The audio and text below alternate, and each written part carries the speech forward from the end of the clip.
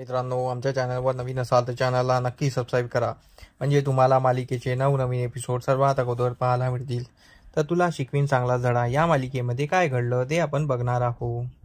तर इकडे अक्षराचे बाबा घराच्या बाहेर एकटे उभे असतात आणि ते रडत असतात आणि स्वतः विचार करत असतात आणि स्वतःला दोष देत असतात. तेवढ्यात तिथे अक्षरा येते आणि अक्षरा तिच्या बाबाला बोलते, बाबा तुम्ही एकटे काय करताय आणि का रडताय तुम्ही?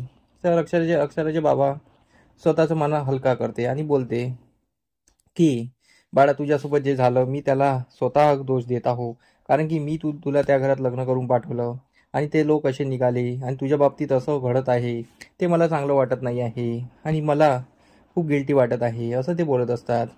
अक्षरा बोलते, बाबा अधिपती तसे नाही आहेत, अधिपती खूप चांगले आहे, अधिपती मला घ्यायला जरूर येतील, अधिपती मला फोन करतील, तुम्ही एकदा तरी विश्वास ठेवा, अधिपती तसे नाही आहात.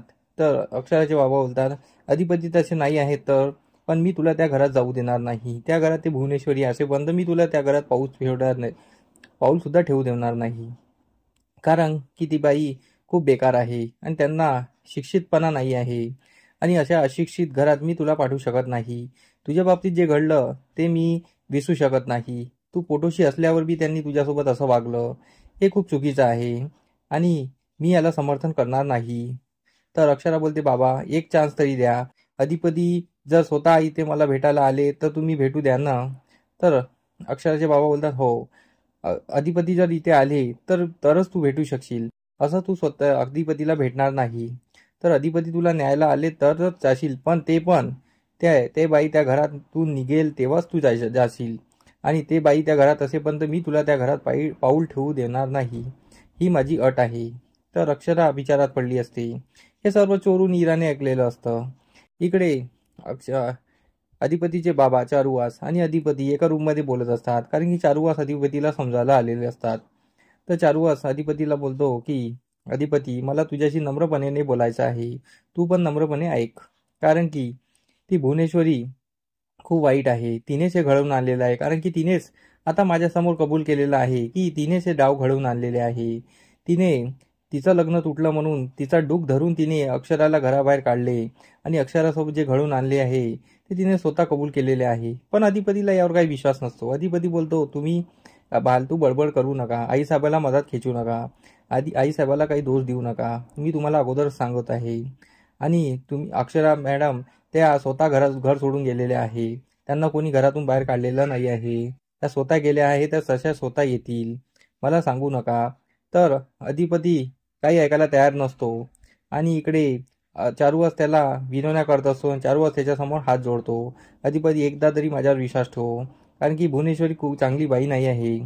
तर अधिपती बोलतो, चांगली बाई, तुम्ही तिला मान तरी दिला का? तुम्ही एकदा तरी लग्नाची बायको म्हणून मान दिला का? तर चारुवास बोलतो, मी तिला तर लग्नाचा मान कधीच देणार नाही आणि मी मरेपर्यंत देणार नाही, कारण की ती चारूची जागा आहे आणि चारूची जागा कोणी घेऊ शकत नाही. मी लग्न मंडपात फक्त चारूशी लग्न करायला उभा झालो होतो आणि ती भुवनेश्वरी निघाली म्हणून मी लग्न केलं नाही.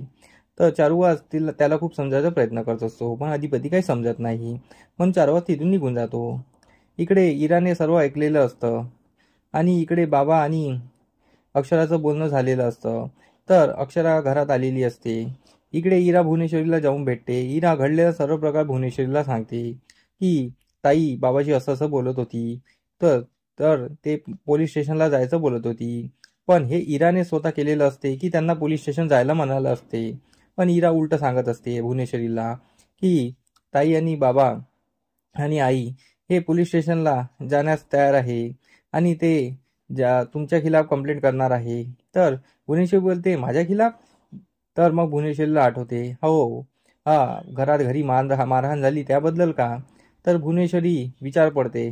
मग त्यानंतर वीरा अजून तेलमीठ लावून तिला सर्व सांगत असते. तर भुवनेश्वरी बोलते, एक काम करा, तुमच्या आईबाबाला सांगा की भुवनेश्वरी मॅडमच्या खिलाफ जाऊन तुम्ही पोलीस स्टेशनला कंप्लेंट करा, बाकी आम्ही सर्व बघू आणि अशाच खबरा आम्हाला देत राहा. आणि भुवनेश्वरी एक नोटाची गड्डी काढते आणि इराच्या हाती देते. मग इरा अजून खबरे द्यायला चालू करते. तर इराला खूप खुशी झालेली. इरा बोलते की तुम्ही बाबाला चांगला सबक शिकवा आणि माझ्या ताईला सुद्धा शिकवा, कारण की त्यांनी लहानपणीपासून माझा तिरस्कार केलेला आहे, मला ते आवडत नाही. तर इराचं हे बघून भुवनेश्वरी खूप खुश होते. आणि इकडे ओमकार आणि शिवानी अधिपतीला फॅक्टरीमध्ये भेटतात आणि अधिपतीची विचारणा करतात. अधिपतीला समजून घेतात आणि अधिपतीला समजून सांगतात. अधिपती कोणाचं ऐकायला तयार नसतो. अधिपती स्वतःच टेन्शनमध्ये असतो, कारण की त्यांनी ते पत्र वाचलेलं असतं. इकडे अक्षरा बी विचार पडलेली असते. तर अक्षराला मदनचा कॉल येतो. मदन बोलतो की कॉफी प्यायला चलते का, कॉफीला येते का. तर अक्षरा बोलते नाही, माझं लग्न झालेलं आहे, माझा एक नवरा आहे, माझी सासू आहे, माझे सासरे आहे आणि मी कधी बाहेर येऊ शकणार नाही.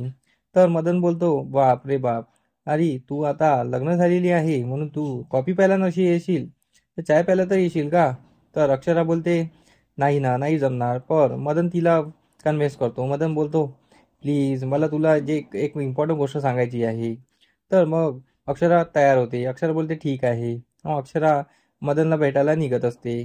तर अक्षराचे बाबा आणि अक्षराची आई बाहेर बसले असतात. अक्षरा बोलते आई मी येते. तर आई बोलते कुठे चालली. तर अक्षराचे बाबा बोलतात जाताना कुठे कोणाला टोकू नये, कारण की काम पूर्ण होत नाही, तर तिला घराच्या बाहेर जाऊ दे. तर मग अक्षरा बोलते काही नाही, मी मदनला भेटायला चालली. तर हे ऐकताच अक्षराच्या आईबाबाच्या चेहऱ्यावर हसू येतं. बोलते जा जा आणि मनातले विचार बाहेर ठेव आणि मदनसोबत मिळून राहा आणि खुशीत राहा आणि तुझं मन हलकं कर. तर अक्षराचे आईबाबा तिला मदनकडे जाऊ देतात. तर अक्षरा इकडे मदनला भेटायला कॉफी शॉपला आलेली असते आणि ती मदनसोबत भेटायला आलेली असते आणि ती मदनसोबत बोलत असते. तर मदन तिला सर्व सांगत असतो आणि त्यांच्या गप्पा रंगलेल्या असतात. आणि इथे आजचा भाग संपतो. आता आपल्याला हे पाहणं रंजक ठरणार आहे की मदनने अक्षराला तिथे का बोलावून घेतलेलं आहे आणि मदनला असं काय इम्पॉर्टन्स सांगायचं आहे. तर हे बघण्यासाठी आमचे एपिसोड बघत राहा.